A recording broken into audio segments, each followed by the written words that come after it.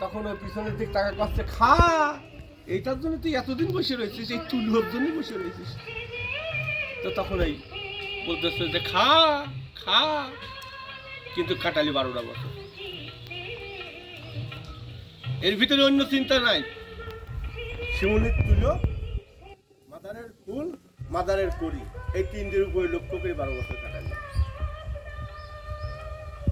তদ্রূপ আমরা মানুষ, আমাদের কিছু লক্ষ্য আছে।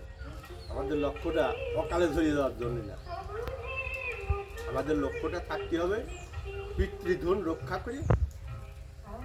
পিতৃধন তো বুঝলে, ঠিক আছে। আমার একটা আয়ু আছে, আমি আয়ুর ঊর্ধ্বে যাব, আয়ুর নিম্নে যাব না। তাহলে আয়ু ঊর্ধ্ব যাতে হলে পারে আমার কিছু করণীয় আছে, কিছু কর্ম আছে।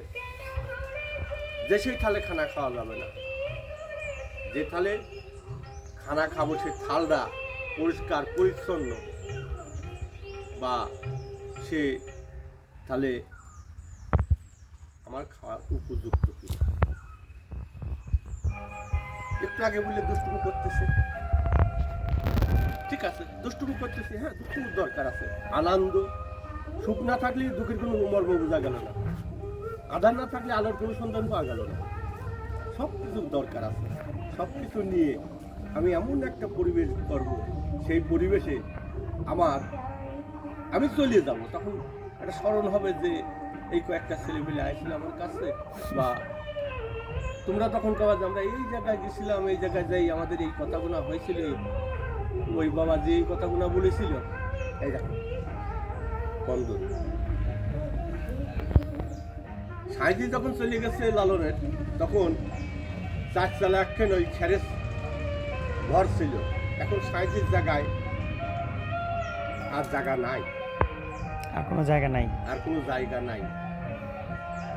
কিন্তু সে দেখতেছে, কিন্তু আমরা তার দেখতেছি, ঠিক আছে। এই জায়গাটা যখন আমি আইছিলাম, তখন এই চারিপাশ পাটকাঠির বেড়া, বাঁশ ছিল না, তার দিয়ে।